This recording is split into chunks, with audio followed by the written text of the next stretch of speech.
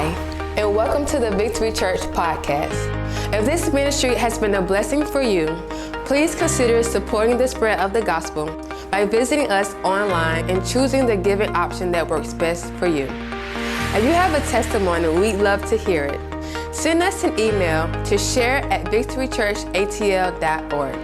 Again, thank you for tuning in, and we hope you enjoyed this message.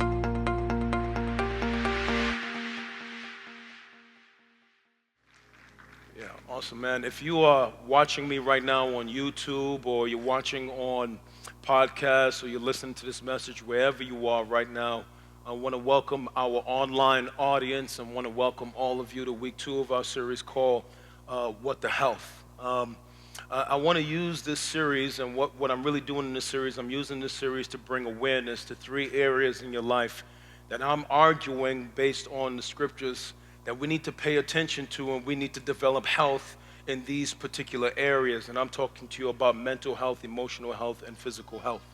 Last week we began this series talking about mental health. One of the things I said to you is that there's no way in the time it takes to preach a sermon or to go through a series that we can solve all the challenges as it relates to health in these 3 particular areas. My goal is not to solve all your problems with 3 sermons. My goal is to invite you on a journey towards health in these particular areas. I did share with you last week that it was some time ago, years, that God began to really deal with me about my own health. And for some time I've been on a journey towards health in these 3 particular areas and have seen the fruit of going on this journey in my personal life. And so my goal with these 3 messages, I want you to understand, I want to say this again as a disclaimer. If you feel like some of the teaching may leave you hanging, or I don't cover everything as relates to mental, emotional, physical health, I can't possibly cover everything in 3 messages. My goal is not to try to fix your problems in those areas with a single sermon. My goal is to invite you on a journey that you would be aware of unhealthiness in these 3 areas, and that you would make a personal decision to say, you know what, enough is enough. I'm going to take the first steps on a journey that can last months, that can last years, that can be a lifetime for some people.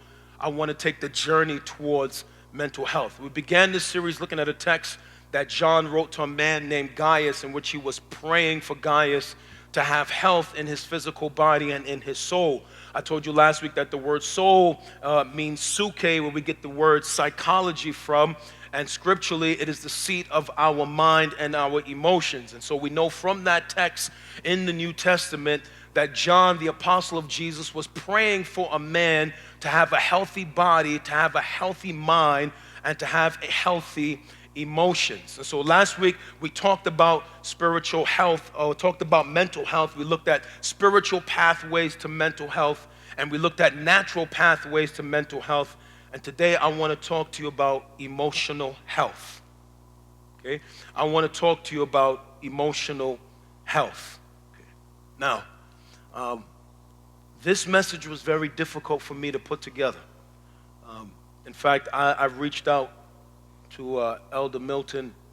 I reached out to him, and I had reached out to my prayer leader, and I had asked them to just keep me in prayer, because I was just feeling a real heaviness in my heart when I was preparing this sermon.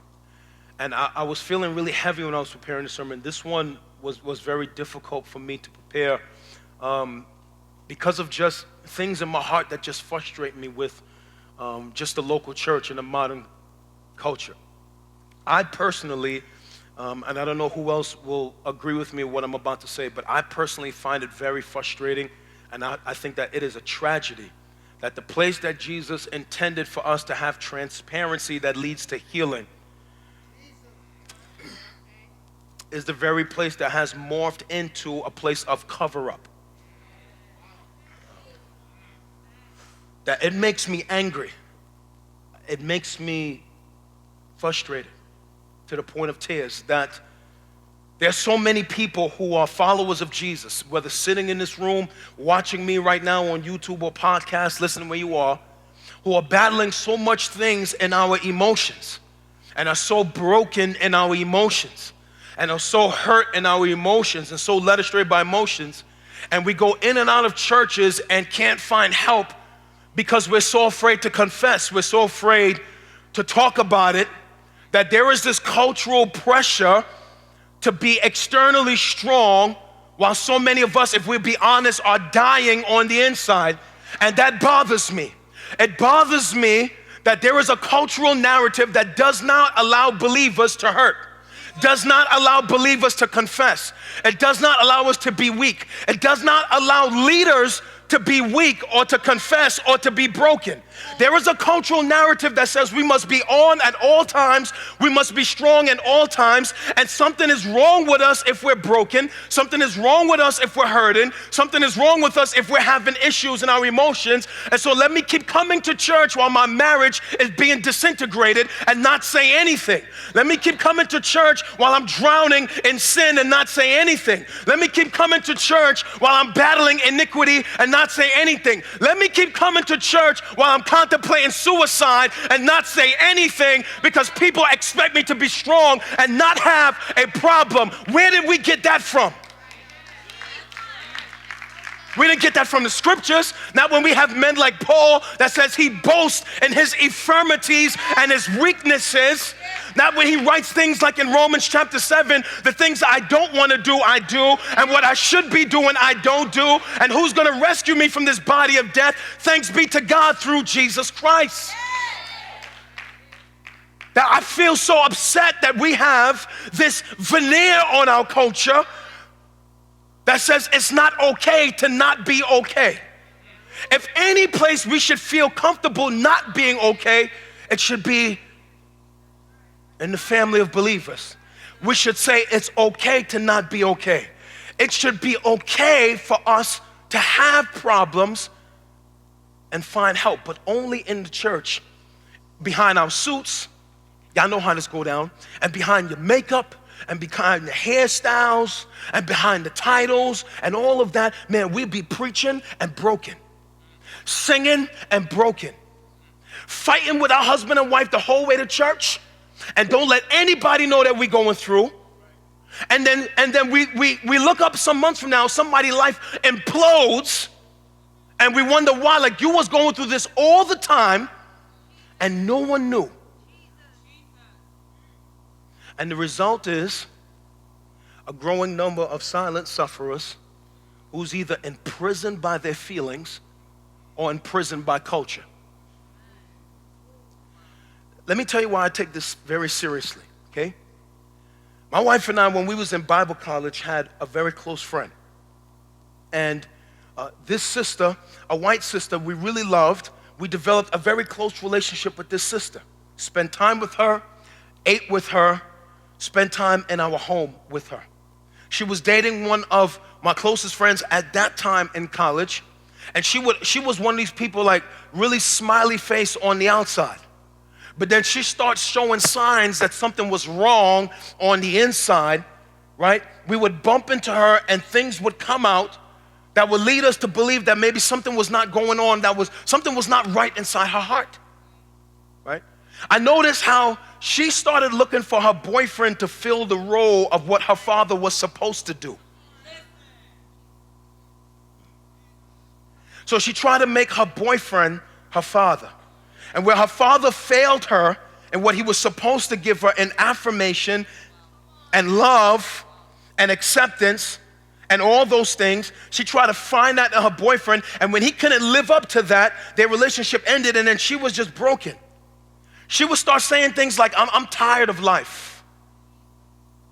And I'm frustrated. And she would start expressing all these things, but no one would ever take her seriously. She started talking about like, my problems are too heavy for me. And I don't know how long I want to be here. And she was but because she was smiley face, everybody just blew that off. Like nobody took that serious. Watch, even my wife and I didn't take that serious. We just said, you know what? She's always crying wolf. The semester after we graduated from school, my wife and I got a phone call. You remember this? That this sister was found in a car in front of Kroger in the parking lot with a bottle of pills on the floor, some alcohol in the car. She was unresponsive. she had taken her life. She committed suicide. Nobody took her serious. And I never forgot that. Because she was having trauma in her heart, but masking that under the pressure of church culture, that everybody expected her to be well and to just serve and keep doing what you're doing, and there was no space for her to really vent what was going on in her heart. She's gone now because of that. You know, as I thought about her story, and I thought about this sermon, it really caused me to revisit my own emotional trauma, being formerly suicidal twice, dealing with my emotional trauma as a leader. I even thought about how, you know, for a lot of people, pastoral ministry is really a crown. It's not really a crown for me, it's more of a cross. I thought about how leading a church magnified my insecurities. It made me more insecure. It made me deal with more emotional trauma. And some of that was brought on by just the way society is built out. I mean, you could have emotional trauma just thumbing through Instagram. I considered really the extensive damage and the brokenness of people I know personally, and even people in this room, that even right now as I'm talking, man, there are people in this room, man, who are really suffering in the dark. I know you are. There are people in this room who are silent sufferers. I know you are. There are people in this room who come to church every week, but on the inside, you are suffering in your heart. You are damaged and you are broken in your heart. There are people in this room right now who I know, not personally, but I could just feel in the spirit as I was preparing for this message, who are emotionally weary and drained. There are people who are dealing with just the heaviness of heart from reoccurring emotional issues. There are people right now who I know are frustrated with chronic heaviness of heart, people whose heart is just always heavy. You don't know why. Just chronic heaviness. There are people right now I know who are just on a roller coaster of emotions. On Monday, you feel joy. On Tuesday, you're down. On Wednesday, you're halfway up. On Thursday, you're down. Anybody know what I'm talking about? Yeah, that's in this. There are people right now who I know are nursing wounds from scars that people have inflicted on you in your past and in your heart. And I know that there are people in this room who are even numb. You don't feel anything at all. You don't feel praise. You don't feel worship. You don't feel God's presence. You don't feel compassion, mercy. You don't feel anything. And really, your numbness is just a coping mechanism, because you really don't want to deal with the brokenness that's in your heart. And so you built a wall to keep people out, to keep God out, to keep counsel out, to keep anything out that would touch that part of your heart that you've tried to block because of the pain that you have been through. All of that stuff is in this room and so much more. Listen, the reality is that all of us have to deal with our emotions. All of us have to deal with our emotions. And since we can never really flee our feelings, we must give attention to our emotional health. Okay? Since you can never flee your feelings, we have to give attention to our emotional health. Because no matter where you go, you know who you take with you? You. And no matter what you do, you know what you take with you? Your feelings and your emotions. You can't turn them off. You can't try to ignore them, right? They're there. And no matter what you do, you and I have to deal with our emotions. We have to deal with how we feel. We have to deal with the trauma and the stuff that's going on in our heart. And since we have to keep dealing with emotions, since it's not going anywhere, I'm encouraging you and inviting you and pleading with you to join me on a journey of emotional health, because a lot of us in this room are not emotionally healthy. A lot of us in this room are probably emotionally toxic. So let me give you a working definition of emotional health so we can start from there and move forward in this message. Emotional health refers to one's emotional well-being. And I want to just teach. I want to take you to school this morning. It refers to emotional well-being and determines one's ability to control their emotions and behavior and build lasting relationships and show resilience in times of trouble. So we know that someone is emotionally healthy to the degree that they have emotional well-being, okay? They know how to control their emotions. They know how to control their behavior. They know how to build lasting relationships, and they can show resilience in times of trouble.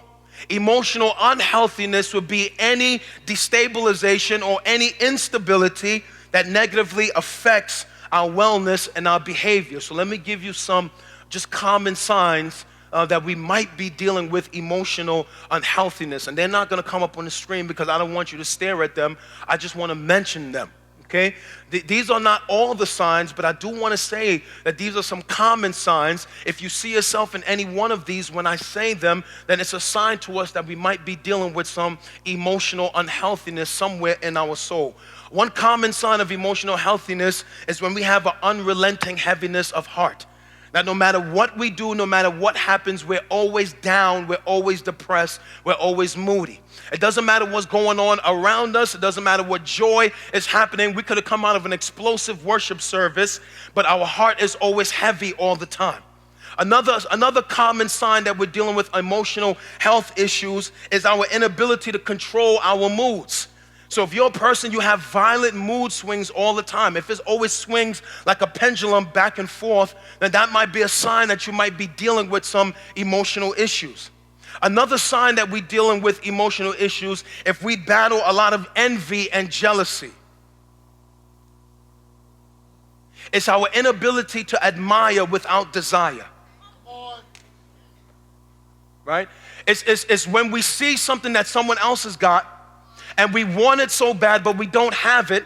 We feel bad about ourselves that we don't have it. And so we push that person out, or we're going to unfollow them, or we don't want to hear or see what they have to say because their things make us feel covetous that we want what they have. So if we're always battling with jealousy, we're always battling with envy, that's a sign to us that we might be dealing with some emotional challenges. Another one is if the success of other people makes us feel small about ourselves, that's a sign that we're dealing with some emotional issues.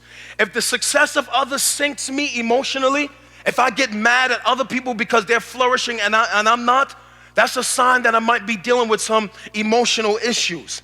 Another one might be if we're plagued by feelings of rejection and always seeking approval of people. I confessed some of this to you last week, that had plagued me for many years in my life. If I'm always feeling like I need someone to tell me about I need someone to affirm me, I need someone to tell me if I'm always looking for the approval of people, that's a sign that something might be broken in my heart.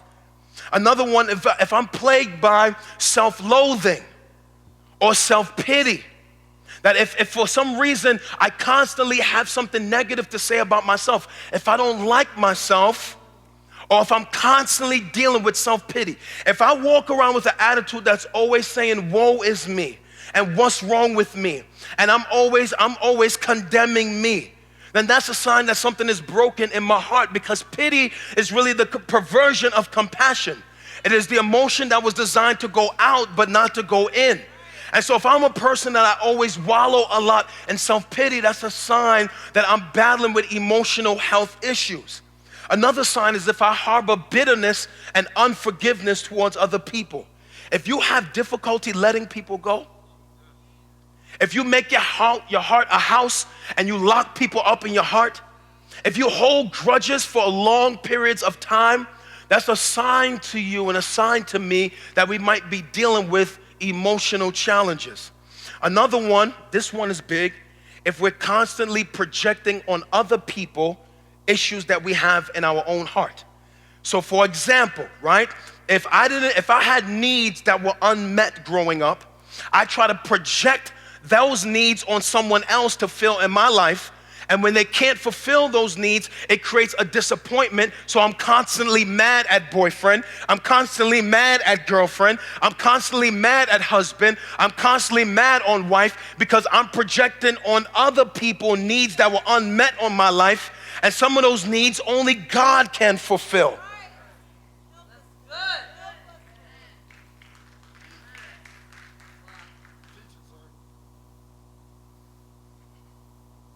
Another one would be if you're impulsive, that if you're rash, that if you fly off the cuff easy, if you're always going left and right with your decision making and you never slow down to think about what you're doing. If I'm really impulsive, that's a sign that something might be broken in my heart. Another one, listen, if you have trouble sleeping, and you have trouble getting rest, if you have a difficult time sleeping and getting rest, that's a sign to you that something may be broken in your heart, in your emotions. If they keep you up at night, they wake you up in the morning, you can't sleep, you can't rest, you're tossing and turning, those are signs that something might be going on in your heart. Another one, if you deal with falsehood, that if you have difficulty telling the truth, that is a guaranteed sign that you have emotional health problems. If truth evades your mouth, if you easily bend the truth, if you can lie and sleep, if you can lie and sleep, if you can embellish and sleep, if you could bend truth and sleep, if you could lie on taxes and lie on documents, if you can deal falsely and deceive people, if you could rearrange numbers and sleep and that doesn't bother you, that is a sign that you have emotional health problems. And if you have difficulty maintaining relationships, if you're always lonely, if you're always losing friends, if you're on how many husbands or how many wives, then that's a sign that we have emotional problems. And why is it important for us to pay attention? Listen to me.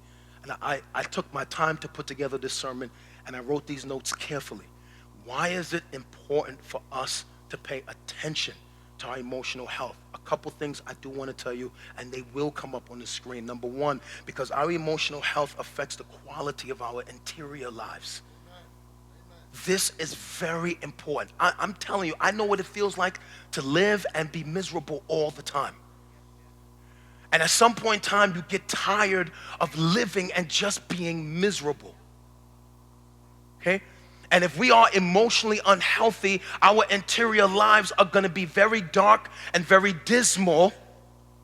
And we could be living and moving and being, and all the time that we are miserable in our hearts. Okay? We will only be as strong as the health of our minds and our emotions. Okay? Another reason why it's important for us to pay attention to our emotional health, because of the temptation to believe that everything we feel is true. Feelings do not authenticate truth. And you have to be careful about believing everything you feel is true. It is very dangerous to believe everything I feel as truth. How many times have we acted on something we felt or said something out of something we felt only to find out that we was wrong in what we did or wrong in what we said? Because we often have a tendency to just believe if I'm feeling it, it must be true. And we have to be careful that we don't get tempted to believe that everything I feel is true. Another reason we have to pay attention to our emotional health, because of this one is huge, because of the danger of making permanent and irreversible decisions based off feelings. Dang. There is extreme danger in unbridled passion. That just because I'm feeling something, I just make crazy decisions because of the things that's going on in my heart. Do you know how many of us have probably lost relationships because of unbridled passion? Lost opportunities because of unbridled passion. Closed doors on our face because of unbridled passion. It is very dangerous to be led by our emotions. And I think about how many decisions I have made and you have probably made that we look back on and we regret that we made those decisions because we followed some feeling. All right, nobody wants to be honest. That's okay. You don't have to be honest. I know I'm not the only one that has regrets behind me because I made some decisions based on some feelings. Irreversible decisions. Things that happen in my life that I can't go back and change. Some relationships I probably will never get back. Some opportunities I permanently lost because something I did based on my feelings. Another reason we have to pay attention to our feelings is because of the psychological wear and tear of emotional volatility. You will wear down your mind being up and down, up and down, up and down, up and down, up and down. That takes a toll on your mind. Joy becomes elusive. And you can never delight in anything because you can be up at 4 in the afternoon and down by 5 o'clock. Another reason we need to pay attention to our emotional health is because of the impact emotional health has on relationships. Man, there are many marriages in trouble because of someone battling emotional health issues. There are many relationships in trouble because of people battling emotional health issues. Okay? There are a lot of us, man, we can't even have good friendships because of our emotional health issues. It's very, very important. Another one is because of the correlation between fulfillment and misery. Man, as I was studying, I realized that most psychologists have come to agree in our days, this is big, that somebody's ability to succeed in life is more contingent upon their EQ than their IQ. Your EQ is your emotional intelligence. Your IQ is your rational intelligence. And studies are showing today that people who have the greatest success in dealing with life are people who are stronger in their EQ than their IQ. Man, you could be highly intelligent and have 15 degrees and live a miserable life. And there's some people haven't left high school and are full of joy and accomplishing stuff in life, not because that they are intelligent or they have a lot of degrees, it's because they know how to manage their emotions.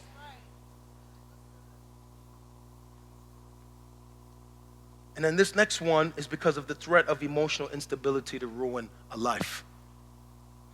I have a friend right now who's doing life in prison because of a moment of anger in which he emptied a trigger on a 12-year-old in the middle of a street in Queens, New York. Just mad. They got into a fight over a quarter. They got into a fight over 25 cents in front of a store. He pulls out a 9 and empties a clip on a 12-year-old, and he's serving life right now in prison because one moment of unbridled passion can bring a lifetime of pain. And as we consider health, we have to be careful, right? We have to be careful to see these things from the right perspective. There's a teaching out there that makes emotions evil, right? And there's a teaching out there that makes emotions bad. But I want you to know that having emotions is not inherently evil. Listen, God is an emotional being. God has emotions. God has anger. God has wrath. God has love. God has sorrow. God can be grieved. God has emotions, and God created you and I as emotional beings. We see this in Psalms. The writer of Psalms displayed the full range of emotional issues, whether they were up or down. We see the full range of human issues in the Psalm. Imagine life with no emotions, without the ability to love, without the ability to have compassion, without the ability to feel joy, without the ability to have sorrow, without the ability to be angry. Imagine life without any emotions. The Bible doesn't say having emotions is evil. In fact, the scripture says be angry, but don't sin. Being angry is not a sin. What you do with the anger, the scripture says, is the sin. So the Bible doesn't condemn us having emotions. The Bible doesn't even condemn you being mad. I would hope if somebody did something to your kid, you would get angry. I would hope if somebody transgressed your wife or your husband, you would get angry. I hope when you see what's happening with injustice, you would get angry. And so the Bible does not condemn us having emotions. The wrong approach is that we have extremes when it deals with our emotions. And just like there were two extremes with mental issues, there's also two extremes when it comes to emotional health as well. One extreme when it comes to emotional issues is the extreme that says, right? It says, live by your feelings. That is, whatever you feel, do whatever you feel. Whatever comes into your heart, just do that. And that is one extreme that says, listen, whatever I feel, I'm going to do it. Nobody can't tell me it's wrong. You can't tell me not to do it. And so if it comes into my heart, I'm just going to run with it. Man, that is dangerous. That is crazy. And just imagine our society if everybody did everything that they felt. If everybody did everything that they felt, you know what we would have in our city? Anarchy, chaos, lewdness. I'm gonna take this from you because I feel like it. I'm gonna do 100 in a school zone because I feel like it. I'm gonna just leave my wife because I feel like it. I'm gonna do whatever I want because I feel like it. If everybody did whatever they felt like, we would have anarchy, chaos, and destruction. The other extreme when it comes to emotions is, listen, is completely ignore your feelings. Feelings are evil. Feelings are bad. Watch, ignore them. Suppress your passions. So watch, if the wife comes to the husband and says, man, I'm feeling like you're not paying me any attention, man, you're not feeling right. I don't want to talk about that. Or if the husband comes to the wife and says, listen, I'm telling you that I love you and I need you to believe what I'm saying, but she doesn't want to believe that, no, suppress what you're saying. And so there is this thing when we say, listen, suppress your feelings. Your feelings are not valid. Nobody wants to hear them. All your feelings are evil. Suppress them. And then the other extreme is, listen, do whatever you feel like, right? And the issue is we have to find balance in our extreme because God is an emotional being. He created us with emotions. And the real issue is not having emotions. The real issue is understanding their rightful place in our human experience. So I want to say something to you that's very, very important. And I want you to never forget this. What is the rightful place of emotions in your human experience? Listen, it's going to come up on the screen behind me. Emotions best serve us as indicators, not as dictators. They are gauges, they are not guides. Emotions serve you best as indicators, not dictators. They are gauges and not guides. What is an emotion? It is an indicator. What is an emotion? It is a gauge. It is not a dictator. It is not a guide. Emotion should not be ignored, and emotion should not be controlling. So for example, right, I have a friend who has a very nice car, and a couple weeks ago he was telling me about this feature in his car, right? So in his car, if he's driving on the highway, he has a little light on his rear view mirror, an indicator that blinks if something comes into his blind spot. And even though he can't see what's in his blind spot, the indicator tells him that something is in his blind. Now that car's dope. Right? I don't have that feature in my car.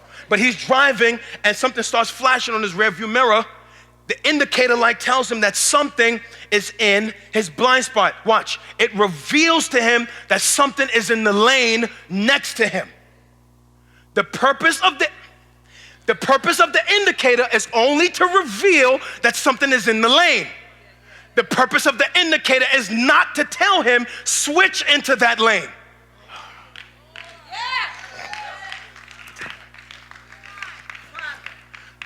The purpose of the indicator is only to reveal to him that something is in the lane. The purpose of the indicator is not to tell him, switch into the lane. He, after getting the indication light, must make his own decision whether or not he wants to switch into the lane or stay where he is. The indicator is to reveal. The indicator is not to dictate. The indicator is a gauge. The indicator is not to guide him into the next lane. Your emotions are only indicators of things that's happening in your heart. They reveal joy. They reveal sorrow. They reveal anger. They reveal frustration. They're like indicators that tells you, man, something is going on in your heart. The purpose of the emotions is not to tell you what to do with that emotion. Our emotions just tell us this is in your heart. Man, somebody said something and I felt rage. All the rage is an emotion that's telling you something is in your heart. The emotion doesn't tell you kill the person because of the rage. The emotion just is an indicator like to tell you rage is in your heart. And then if we're wise, watch, we feel, then think. That's right. Yes. Feel, think. Feel, think. Feel, think. Not feel and just do. Not see the light on the rearview mirror and just merge. If every time he got that indication in his rearview mirror, he just merged, you know what he would get into? A crash. So we have to feel and think. Feel and think. Feel and process what we're feeling. Because my emotions is not a guide. I don't ignore the indicator, but I'm also don't be led by the indicator.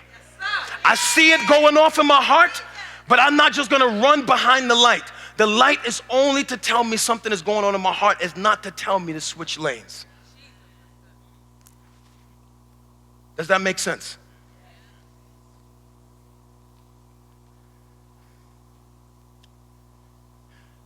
Because the aim of emotional health is not the removal of feelings, but rather management, stability, and wholeness.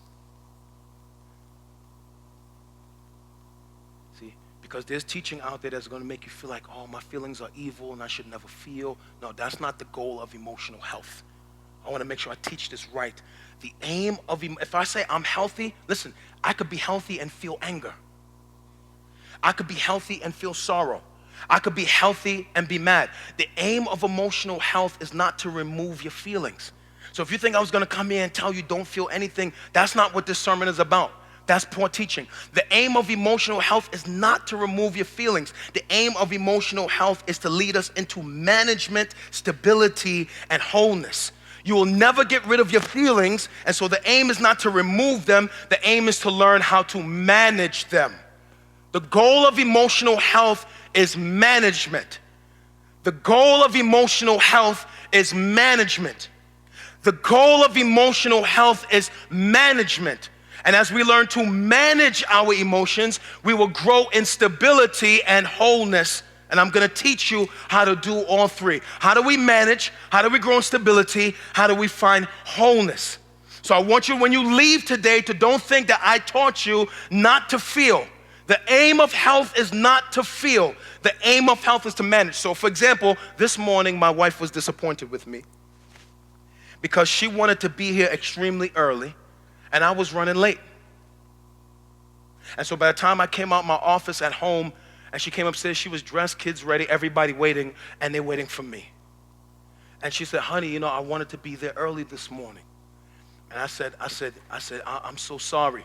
She said, honey, I really wanted to leave early. And I said, man, I'm really, really sorry. And then she walked out of the room.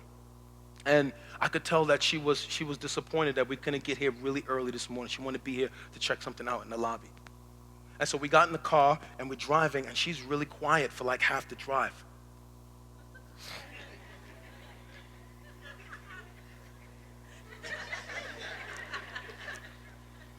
And normally when we drive to church, my wife is singing songs and she's praising God and she's bopping in her chair and she's staring at the clouds while she's driving, and she has her own record deal in the car.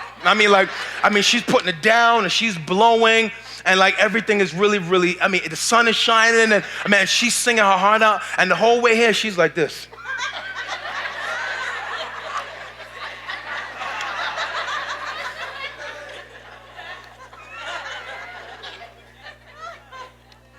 No music.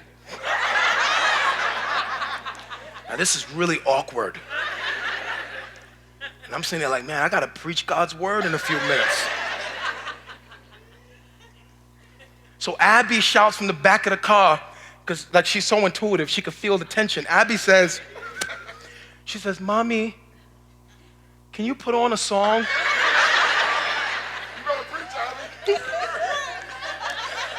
Abby could feel that thing in the car, like it's intense. Mommy, can you put on a song? And I looked over at her just to see if something would break.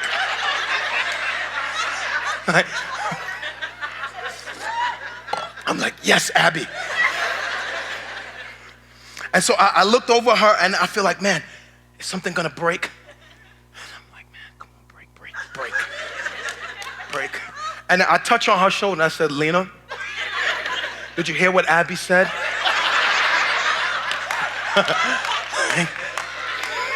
She wants you to put on a song.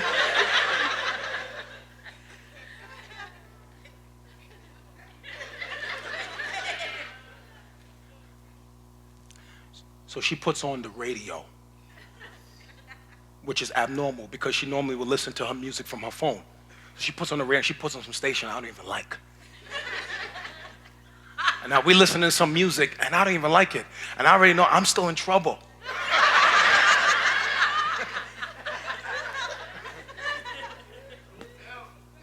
I'm still in trouble. And then I said, Lena, I said, you want to put on some of the music from your phone? I said, I'm really sorry we didn't get there earlier. She grabbed Mom, she said, honey, it's okay. And then she puts on some music from her phone. So in that moment, she got what? She got a hold of her emotions. It wasn't wrong for her to feel disappointed with me, but she could either cuss me out on the way here, cuss out the man of God, right? She could have like cursed me out on the way here, but she had to make a decision. So in that moment, she got control of her emotions, and she said, honey, y'all can clap for Miss Lena, right? And she said, honey, it's gonna be all right. You better go, girl. Because the aim of emotional health is not to not feel. The aim of emotional health is to manage what we feel. So I wanna just give you a path to management. Or how do you properly manage your feelings? Now, I know that we could look at some man's book, or we could go read somebody's blog. I didn't want to do that. I thought that if we was going to learn how to manage emotions, we should take an example from the best leader that ever lived. Amen. Right? So how do we properly manage our emotions? And then I'm going to give you some keys to stability, and I'm going to shut this down. So I don't want to look at somebody's blog or somebody's book. I know people got books out there. I'd rather just look straight into the life of Jesus. So Jesus, the gospel writers records this incident. He's in the Last Supper. He's spending time with his disciples. He sends Judas out the room, so he knows he's about to be betrayed. He knows he's about to face death on the cross. He knows that he's about to be momentarily separated from his Father. And I don't know if you ever really understood this theologically, but probably the most painful thing for Jesus was not only what he suffered physically, but the fact that for the first time he would have to absorb sin. Amen. And because of that, the Father would have to turn his back on him for just a moment. And that was extremely painful for him. So he's dealing with all this stuff in his mind. He gets up from the room, and then he walks out of this room to this garden. And I want to read to you what Matthew recorded happened in this garden, just a couple verses. And I want to show you some principles from one incident in Jesus' life to teach us how we properly manage our emotions. So Matthew recorded this. Jesus just pours out his heart. He's dealing with pain in his heart. And then Matthew records this in Matthew 26, 36 through 39. Okay, he says, then Jesus went with his disciples to a place called Gethsemane. And he said to them, sit here a while. Sit here while I go over there and pray. Now watch the next few verses. He took Peter and two sons of Zebedee along with him, and he began to be sorrowful and troubled. Verse 38, then he said to them, my soul is overwhelmed with sorrow to the point of death. Then he says to them, stay here and keep watch with me.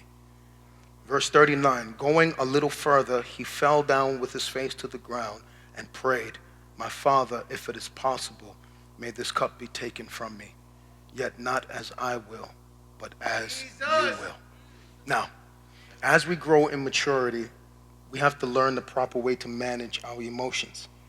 Health is not the eradication of emotions. Health is the management and stability of our emotions. So if we just take this one text, I didn't want nobody's blog, nobody's book, just the scriptures. If we take this one text, I want to pull out 4 principles from this one text. Very important. Write them down. Take a picture of them.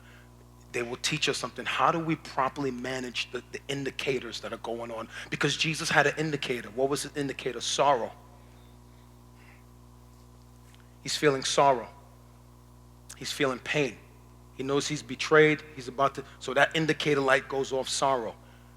And what are some principles we can learn to properly manage our emotions when our indicator lights go off?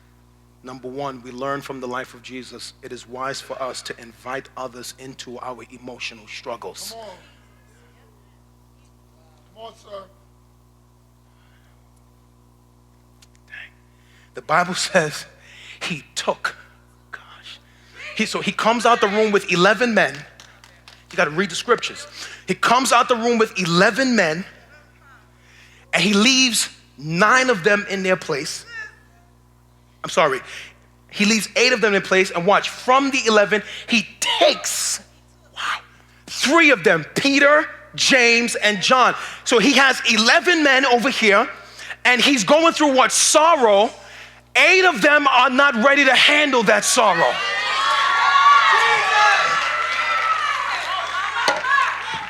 So he chooses who can handle his emotional issues, and he takes with him, or he invites into his sorrow 3 men, his closest men, Peter, James, and John. Not anybody, his closest men, those he knew could handle his humanity.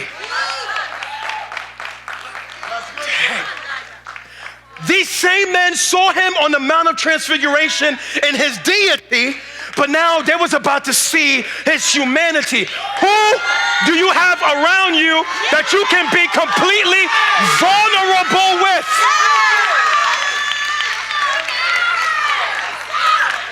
Because when your heart is going off and when your indicators are going off, man, you better have people in your life who you can be vulnerable with, who you can be honest with, who you can say, Eric, pray for me. Milton, pray for me. Kenny, pray for me. I am heavy this week. That's right. He Yeah. took 3 people and invited them in to watch his sorrow. The scripture says he took Peter, the 2 sons of Zebedee, with him and began to be sorrowful. So it's just 4 of them in a corner, and he's sorrowful in front of only 3 men. Because everybody can't handle your humanity. Some people, you show them your humanity, they'll be judging you for the rest of your life.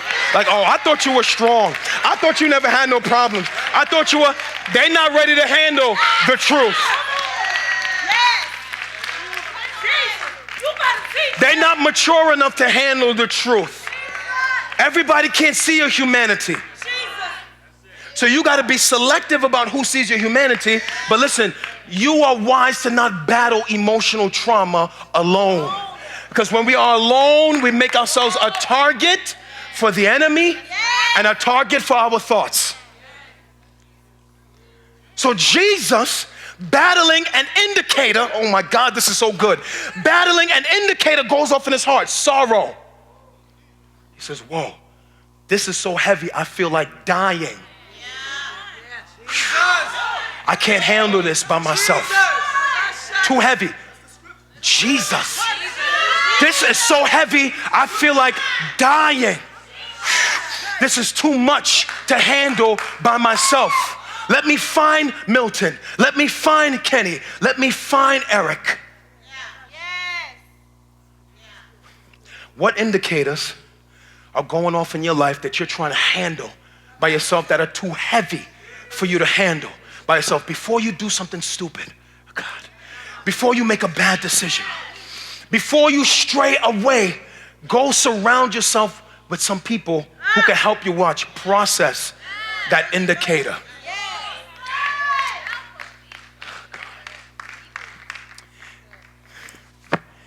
If Jesus needed support, now I know you're strong. I know you're mighty. But if the Son of God needed support during emotional trauma, you and I are no match to deal with all of our indicators by ourselves. It is healthy to build a support system when you know you have emotional trauma. How else do we manage our emotions? This is all Jesus, nobody's blog. Number 2, find freedom to experience and express your emotions. Who told you you have to keep everything bottled up inside? And who told you it's wrong to feel? Where did you get that from? Some of us, we feel so condemned because we're feeling something. It's not wrong to feel. And some people are dying because you don't vent. There's some of us, we never talk about how we feel. And the first step to healing is confession. You need to name it. You need to get it out. You need to say, you know what? I am angry about this. I feel hurt that they did this to me. Call up so I feel bruised about this, right? The scripture says, listen what the scripture says. Jesus says, quote, parentheses, my soul is overwhelmed with sorrow to the point of death. And he was the greatest leader of all time and confessing his emotional trauma. See, and let me tell you the problem. The problem is you look to people like me and you want us to never confess we have issues. How do you find hope in that? I know you love your preachers and you love your fill in the blank their names. And you love people that they act like they have it all. How do you find hope in that? How do you find hope where there's no transparency? How? You think these people are superheroes. That's what you think. You think Bishop so-and-so or prophetess so-and-so or whatever someone, you think they're superheroes. And so you idolize them so much because you don't see their humanity. And they never take the time to confess. Teach. No, you have to learn to get it out. Your heart can only hold sorrow, but for so much before it starts spilling out of you in behavior. You need to get it out your mouth before it bleeds out of your life.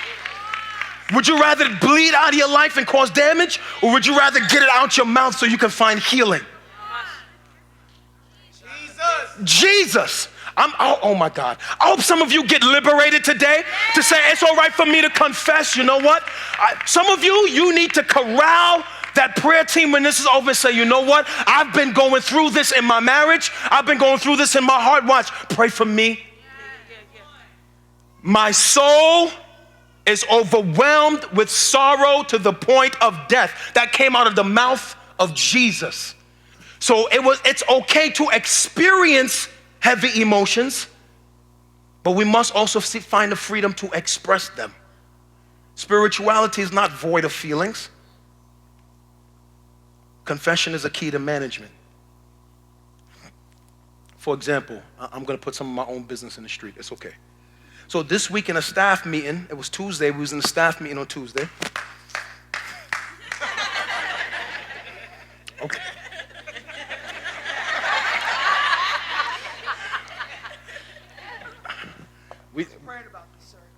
We was in a staff meeting on Tuesday, and I got to give them some context. All right, so our church, we're a portable church, so we don't own a facility. We don't have a building. So we have an office in Morrow in South Atlanta, right? And from that office, that's our headquarters, right? Thank God we had enough resources come into the church to establish an office. We've had it for 2 years. And from there, listen, we have meetings, we train leaders, we've had prayer. Some of you who've been on teams have been through that office. We have helped people from that office. We've done outreach from that office, collected blankets from that office. We do everything. Without that office, we'd be in trouble. We have no place to operate. So the office is very, very important to our church. We don't have a building yet. I'm believing God that we will have a facility soon. I am believing for that, right? I am believing God that more people would make their love visible and become generous. And I am believing God that we'll have more givers and tithers. And maybe I'm believing God somebody watching this on YouTube might just have compassion and send us a seed for $500,000 that we can, start the initial process on a building. Maybe someone is watching and you've been impacted by this ministry and you are wealthy. Maybe the Lord is moving you to sow that seed of $1 million or $500,000 and you're wondering, are we people of integrity? Just sow the seed and watch what we do with it afterwards in the name of Jesus. Maybe there's some of you watch this every week from cities all around the country. You can partner with us. If you're growing because of these teachings, you're growing because of what God is doing here, maybe you can help us further the gospel. You can help us get out of this school. Maybe you can peel off a percentage of your income and say, man, I watch this teaching every week. I watch this podcast every week. Maybe I can send $20 a month, $50. I can do something to help my family down there in Atlanta. You are part of our online family, and that's completely biblical. We see that Corinthian church, Paul raising money in the Corinthian church to help the poor people in the Jerusalem church. And it's perfectly biblical to be somewhere else. Don't send us your tithe that belongs to your local church. You can help us with an offering every now and then.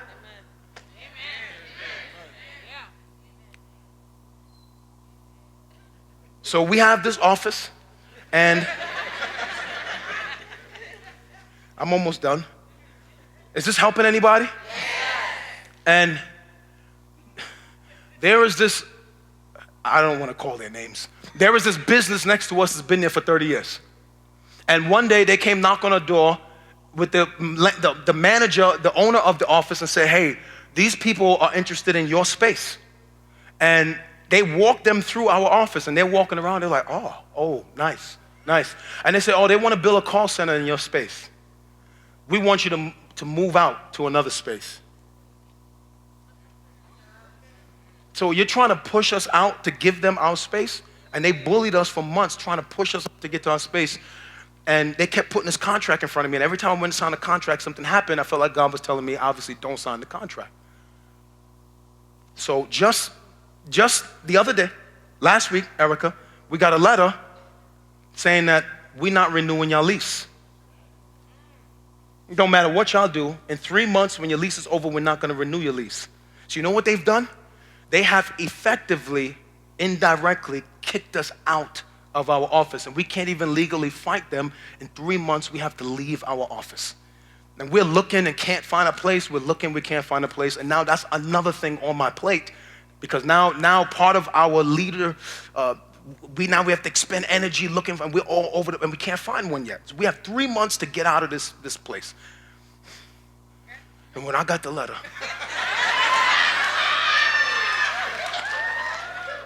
I was angry.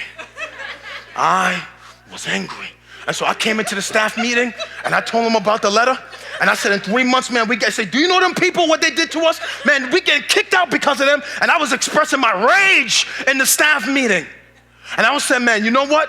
Just for that, when we leave, I'm throwing stuff all over the wall, and I'm taking this down, and I'm taking that with me. I'm taking the blinds, and we have a chalk wall, and I'm gonna paint cream on a chalk wall, and I was angry, and bow was in my mouth, and I was enraged. And Kenny said, Pastor.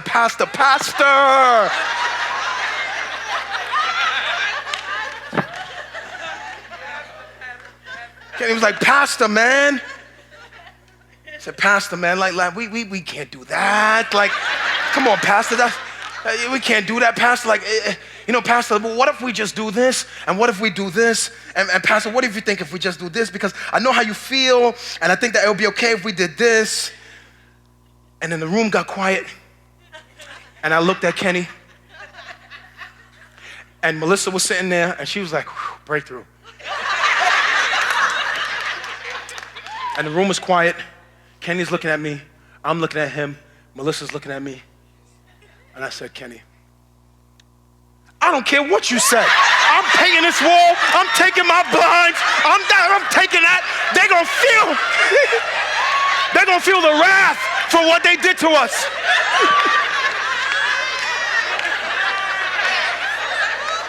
It's true. It's true. Jordan was there, Nadine was there. It's true. Erica, the staff was all of me. I said, I don't care what you said. And Bubba.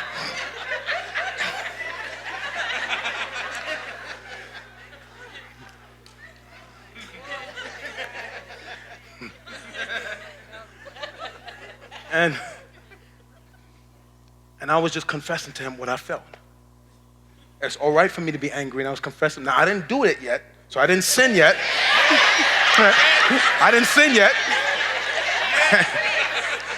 sin yet. It's just what I felt like doing.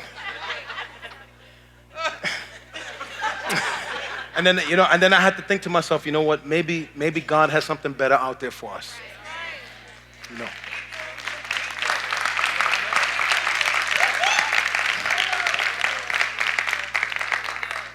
So after I left the office that day, I went home and I began to do the next thing, which we see management, what Jesus did. I drew near to God. Amen. Yes. When your emotions are out of control, you got to draw near to God, man. Yeah. The Bible says Jesus said, going a little further, he fell down and he prayed. And when your emotions, your indicators are going off, man, you got to draw near to God. Okay. Tell God how you feel, cry out how you feel. God is big enough to handle your emotions. If David could pray psalms like God break their teeth in one psalm and God search my heart in another psalm, He can handle your emotions.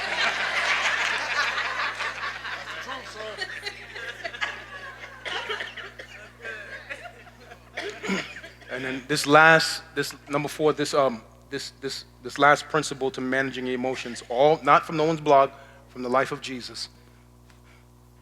This next one is what I did with Kenny and with God. Number 4, subject your emotions to what is right in God's sight. Because our indicators sometimes can be crazy, we must have a gauge, we must have a standard outside of our own morality. Your morality cannot be the standard for your indicators. Because if your morality is the standard for your indicators, then you have made yourself a God. And you and I are not good gods. We are bad gods. I am not good at being a God over my emotions.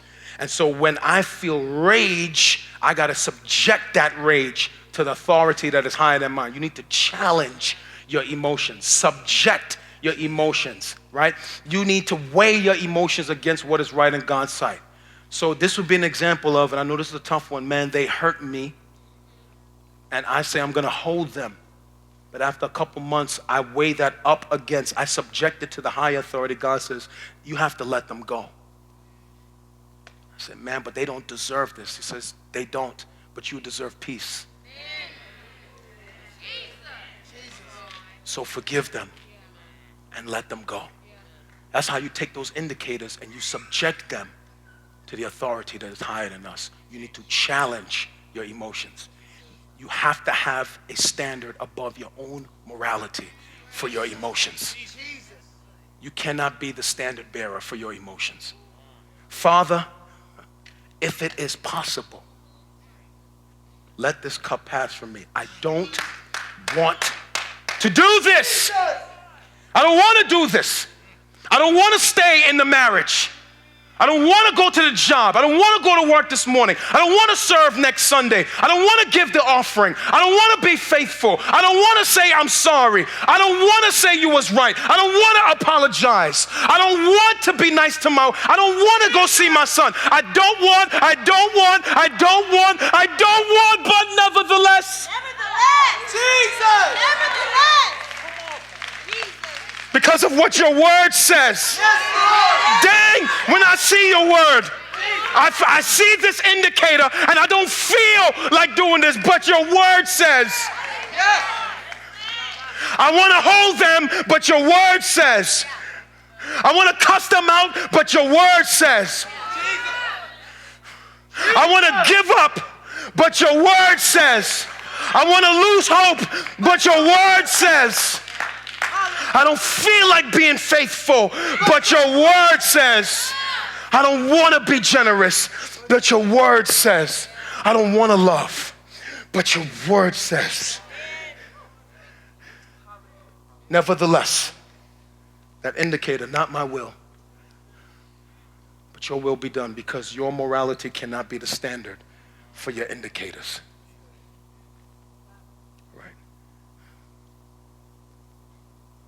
That's like this church shooting in Charleston, when that gentleman walked in and killed all those people during a service. And I will never forget how one of the women went on CNN at the press conference and said, I'm not going to hold him.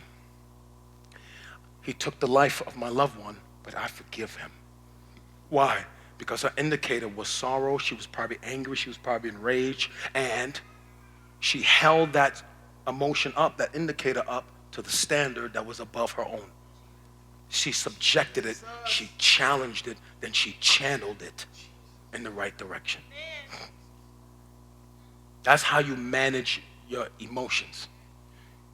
You manage your emotions, right, by inviting others into your emotional struggles, by expressing your pain, by drawing near to God, and keep subjecting your emotions to the standard. That if we grow in maturity, we learn how to manage our emotions. It will help us with our behavior. It will help us from ruining our life. That's how we grow in management of our emotions. And for those of us who realize, you know what, I am not healthy in my emotions, I don't want to leave you hanging. Let me just give you these last couple things. This is important for me to give you. because I'm intentional that I don't want to leave this series and not give you guides. So these last things I want to give you, and then I'm going to pray for you. You could just take pictures of them or just jot them down really quick, okay? If you know you're struggling with emotional health issues and you want to grow in emotional health, okay? You want to grow in emotional health, these quick things, I just want to give them to you, will help you grow in emotional health. Number one, just develop the discipline of managing your emotions. Just taught you that, okay? Snap it, take a picture of it, write it down, okay? You want to develop the discipline of managing your emotions. The more you learn to manage your emotions, the more you'll grow in emotional health. The second thing is nurture your soul with the scriptures and with hope. Keep feeding yourself God's word and keep having optimism, hope about the future. Okay. This next one is very important. You would grow in health if you invest in your marriages, your singleness, and your relationships. If you are married, you know what it is to be heavy because your marriage is toxic. So if both of you, I'm talking to both of you, start investing in your marriage like my wife and I did, it will help you to grow in emotional health. If you're single, don't see marriage as the promised land. You have to see your singleness as beautiful while you are single and invest in your singleness. You don't keep saying, woe is me, and where is he, and why is she? No, if you are single in this season, see your singleness as beautiful and invest in your singleness. Man, go to a movie. Go get something to eat.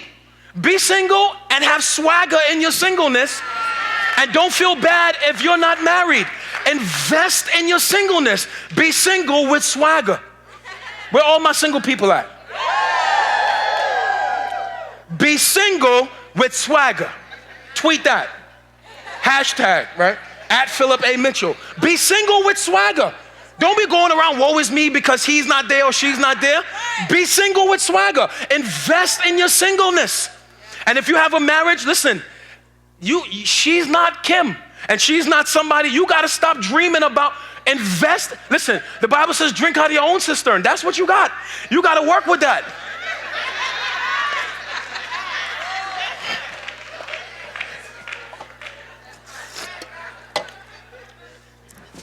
She ain't Beyonce, she's not Lena, she's not, that's what you got? You got to work with that.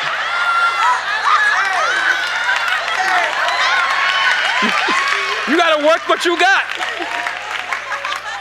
I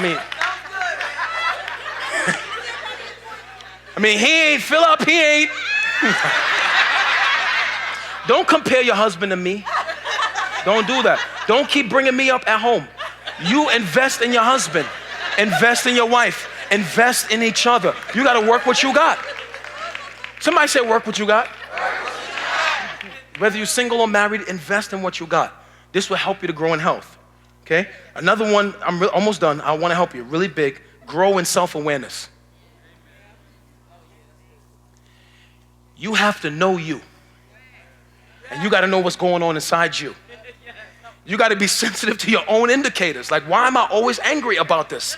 You got to know, why does this always sink me? Why every time I go here, I sink? Why every time I talk to this person, I sink? Maybe I need to stop talking to you. You have to know you. Every time I go to this restaurant, I have memories of somebody that took me there. You got to know what sinks you. You have to know you. You got to be sensitive to those indicators and what God may be saying to you. Be sensitive to you. Grow in personal awareness. I had to say, you know what? If I spend too much time on social media, it sinks me. So I don't spend as much time. That's why I don't go on Facebook. I don't go on, stuff populate from other places. I don't like Facebook, so I don't go on there.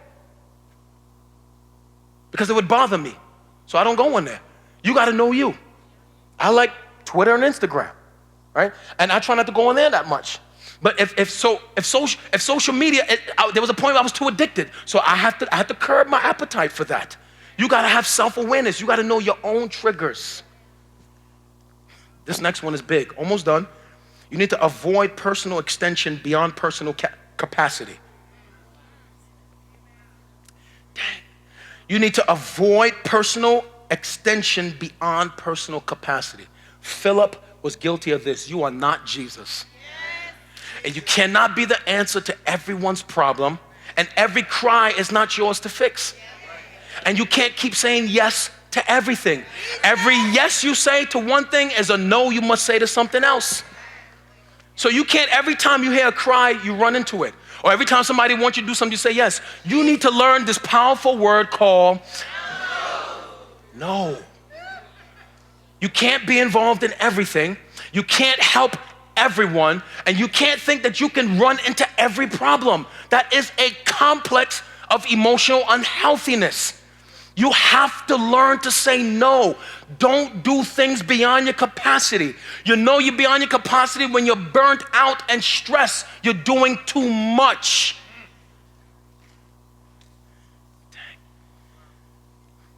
This next one will help you grow in health. Almost done. Grow in personal contentment and gratefulness. There's nothing wrong with having vision and goals, but you have to learn to be thankful for what you have. If you're always crying down what you have and always tearing down what you have, your heart is never going to be whole. It's not the house you want, but be thankful you got someplace to live. Not the car you want, but be thankful you have something to drive. You can't keep tearing down the things that you have. You have to find contentment. Be thankful. Listen, I'm driven, and everyone knows me, I'm driven. I have goals. Girl, go for yours. Dude, go for yours. But while you're going, be content with what you have. Okay? Does that make sense? Okay. Just a couple more and I'm going to pray for you. Oh my God, Lord, help us. Lord, thank you for helping me with this. This next one, you need to practice the habit of Sabbath. Oh God. It took me 5 years of ministry to learn this, pastoring a church. I just learned this in the last year. Being a workaholic is not godly. And if you think being a workaholic is godly, you have not read the scriptures. It is not godly to be a workaholic. Pause. God created for 6 days, and on the 7th day, he rested. Hold up. If God needed rest,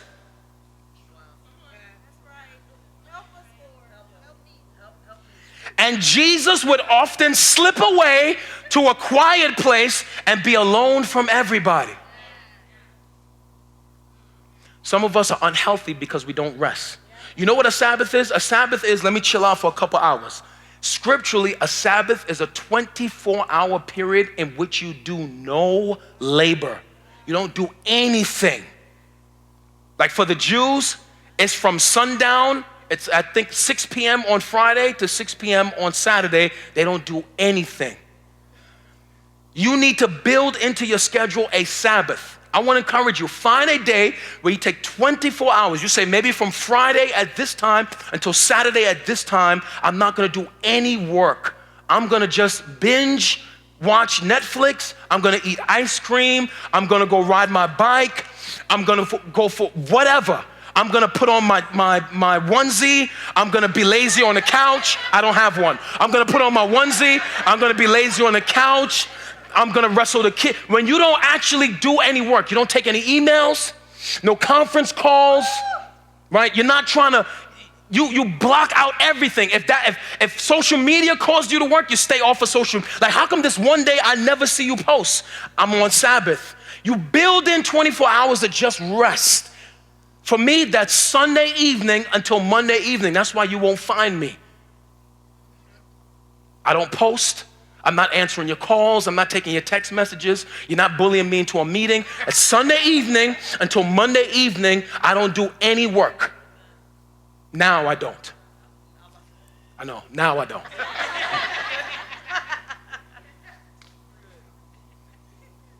All right, let me finish this up. Next, delight in activities that foster joy. If it fosters joy, delight in it. It's okay. You can play with the dog. Wrestle the kids. Go to Starbucks. Go to the movies. Next, refuse to hold people and offenses. You will never be healthy if you got people living in your heart. You need to release them. You will never be healthy if you got offenses in your heart. You need to release it. 2 more. This next one, God. You want to be healthy? At some point in time, you got to embrace you and God's plans for you. You're not going to get another you. You're not going to be somebody else. You can stop pretending to be somebody else. You just got to embrace who you are. Your metron, your circle, God's plan for your life. It is what it is. That was your start. It's not about where you started, it's where you end up. This was your parents. You got to embrace you. And then this last one, you got to build a strong, intimate relationship with Jesus. Your life must flow out of an intimate relationship with Jesus.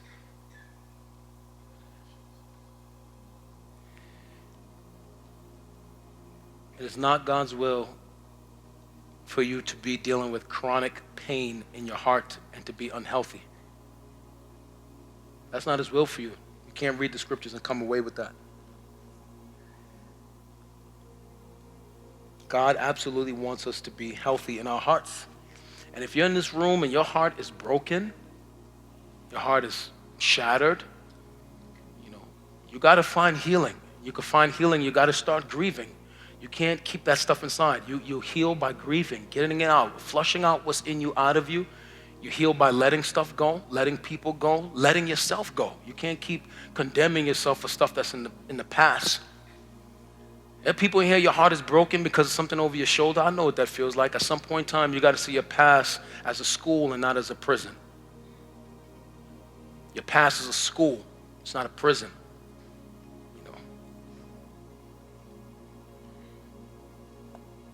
You got to trust in God and others to help you.